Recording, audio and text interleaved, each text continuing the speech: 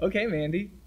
Thank you for sitting down today for coffee and a conversation. Yeah. Uh, I so don't like coffee though. First things first. Yeah, you are not a coffee drinker, but No. we're all I'm at the a table. tea drinker, but not in the middle of a hot summer. See, I still go hot drinks. It's very rare that I'll even do a cold coffee, but on occasion. So let's get this out of the way. I made you some coffee, and I believe that's a 2004 Women's Fellowship Park Springs mug that I found in the kitchen. I did wash it. So straight black coffee. Let's give it a taste and tell the viewers what you think. Don't you usually start by like doing a little coffee and more? Okay. We're throwing you into the deep end. Okay, sure. So, okay. give it a taste. It's so bitter. But it's going to keep you going all day long now. I'm going to be like an Energizer bunny. Yeah. Yeah, I love the smell of it, but it's so bitter. Well, hopefully that doesn't inhibit our conversation. Yeah.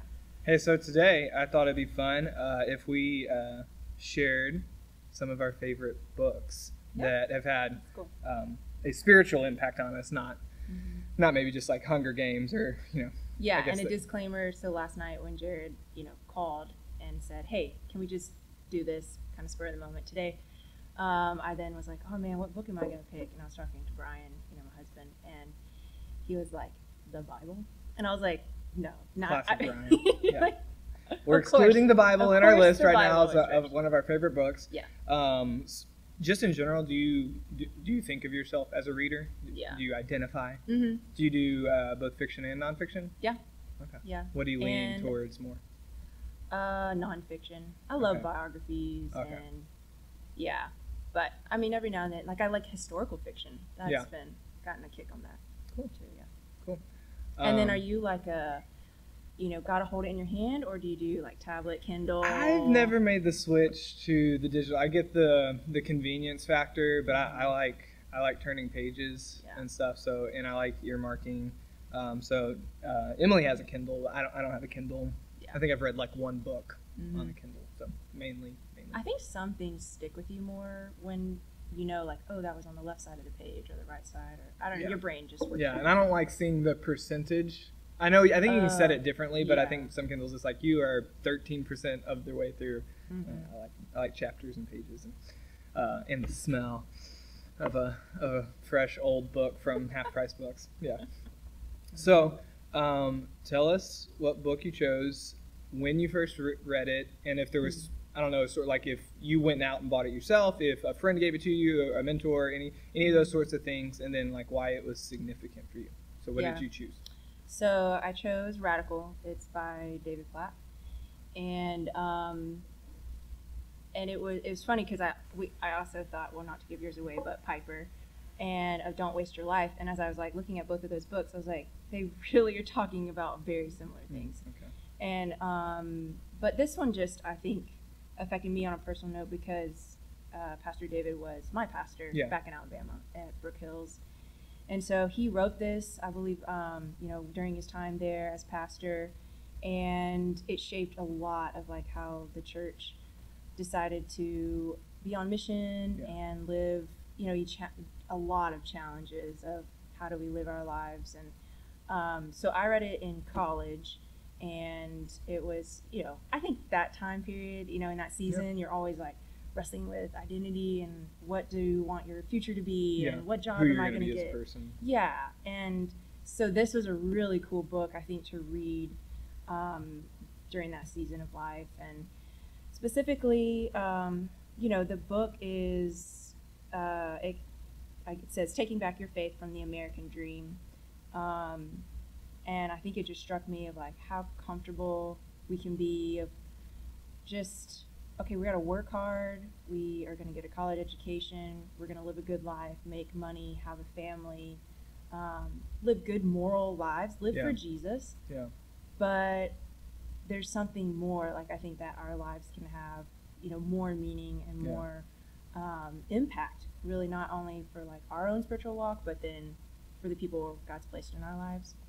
So, some of his challenges, I think, too, are a lot, he definitely bases it from scripture, but it's just, how do we face those verses like, leave your father and mother, take up your cross and follow me. Don't just skim me. over those, yeah. Yeah, and that's challenging. God's definitely called me to be a wife and mother, and family is definitely important, but it's how do we shape our family to not, we always rub against like just wanting to stay comfortable. Yeah, I think all of us, it's pretty easy to move towards security and comfort as our kind of our highest ideals, and not that those two things aren't important, but that was what I liked when I read that, also in college, was that it was kind of making sure the priorities were biblical. Not that we toss out, we don't have to all go live on the streets, but what is that highest, what occupies that top spot? Is it living 100% for Jesus or not? Yeah, and I think sometimes we have to be careful, because then you get on the flip side of, I mean, he does ask the challenging question, instead of what if we are called to go, what if it's we were called to stay? Yeah. And then it can, and I think for me too, it put like missionaries or people in ministry on a pedestal.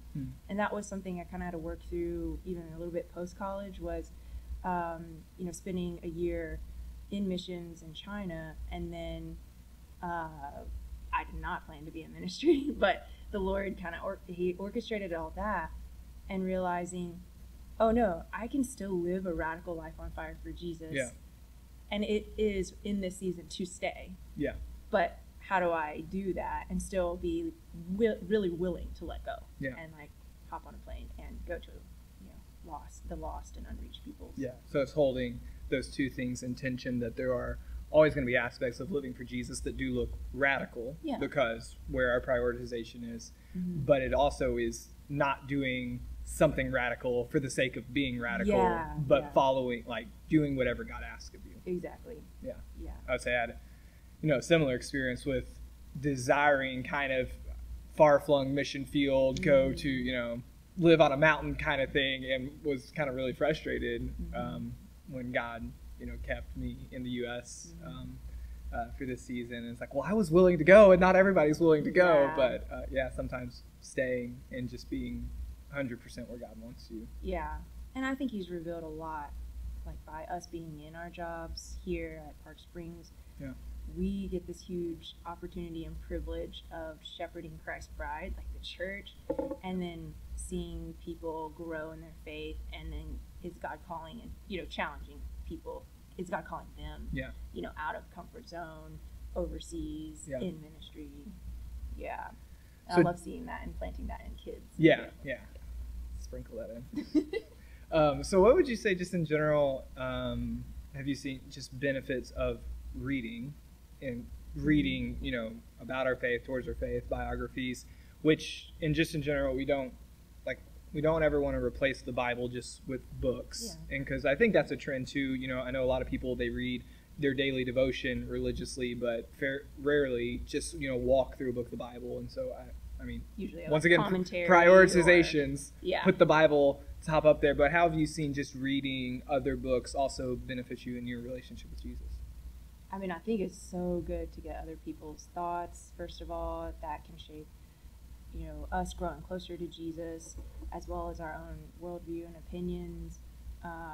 We might not actually be able to ever meet these people in person, so it's hearing from them through their writings, or, sometimes they speak, the ones living, speak at conferences and things, but I know just those, even missionaries who have passed away, like learning from their lives and gaining, I mean, there are people so much smarter than me. Like, I need to learn from others as well, so I think that's just a really helpful thing in reading. Cool. And not just like the short articles and excerpts we find on Facebook.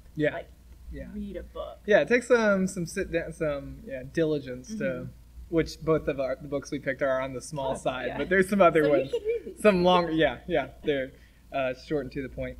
Well, I chose it's Seeing and Savoring Jesus Christ by John Piper, which, if you know anything about John Piper's ministry, he's written a ton. And this is probably one of his shortest ones. So actually, this was given to me by a friend when I was on a mission trip in the Philippines. A friend, she had an extra copy because she liked it. and gave it to me, and so I read it, and I've probably read it 4 or 5 times through the years, because it is on the shorter side, and also because although it is short, like you have to stop like every 4 sentences to think about what he is saying. And so what I really like about this book in particular, it's like basically every chapter, there's about 10 chapters of every single chapter is a different reason why Jesus is awesome. So it's all, and that's what it's about, is seeing and say like, this is why Jesus is awesome. And I really love that. But one of the things the very first time I read it, it's actually in the introduction. It's not even in the chapters yet. Yeah. But one of the statements he makes, he says, and it's stuck with me ever since then. He says, the purpose of this book is to know Jesus as an ends and not a means. And like in that moment, I was like, close this, because it made me evaluate like all my motivations. Like every single prayer I've ever said is sometimes I've just used Jesus like, I want a better life, or I want to be more moral, or I want to be a better Christian. And so it's just like kind of treating Jesus like a genie, make me better, versus like he is the end goal. And so that's one of the things I've loved about this. And you said you've read it too. Yeah. Did you have any big takeaways from it? I think that it's you really said it. It's just like the point is Jesus, and sometimes we can be really busy promoting things, good godly things, and really miss promoting just Jesus. And like it's just I like that word, savoring. And, like good food. Yeah, it's been a good one. It's one I also like because I feel like you can usually find it pretty cheaply. Like anytime I see it like at Mardell's or something, a lot of times it's in like the $5 section, and so it's one I have usually I'll have 3 or 4 copies of it, and I always try to pass it off to people to read, because I also consider myself a reader. And so that's some of the stuff I like too about just because I think we've all had pastors in our life that either they're preaching or conversations. It's okay to drink water. Yeah, I guess so. I don't think it's water in conversations. I think you should drink more coffee before we're done.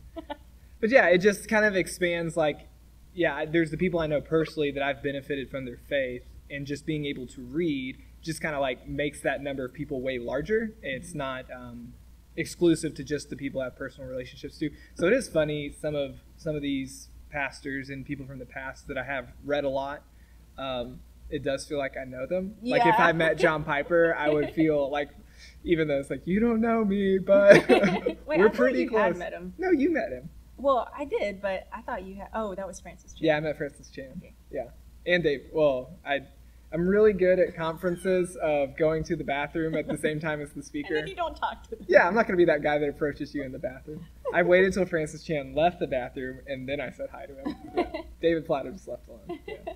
So, and I've got your book. The great thing about these people, even though they are very well known, they want to be approachable, and I think a big thing is their humility. Yeah, and that is definitely gained my respect. Yeah, for sure. Which I would also advocate. We both pick books from people that are alive, but there are a lot of people who've gone on to glory.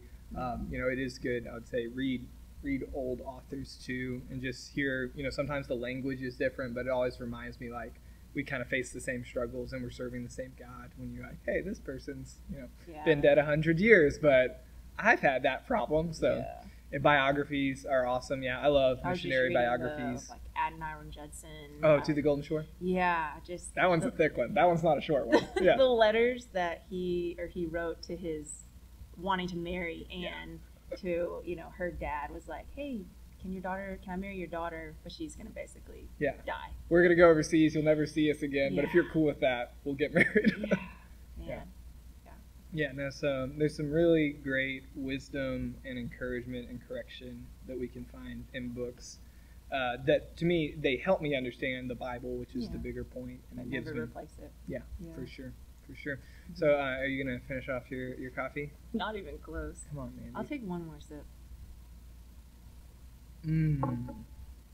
Yeah. We just add like sugar and milk, maybe. Yeah. I mean, I did add creamer to mine. Yeah. You had it black. Okay, thanks for taking some time to have a conversation. Go read some books, and we'll hopefully see you soon. Yeah.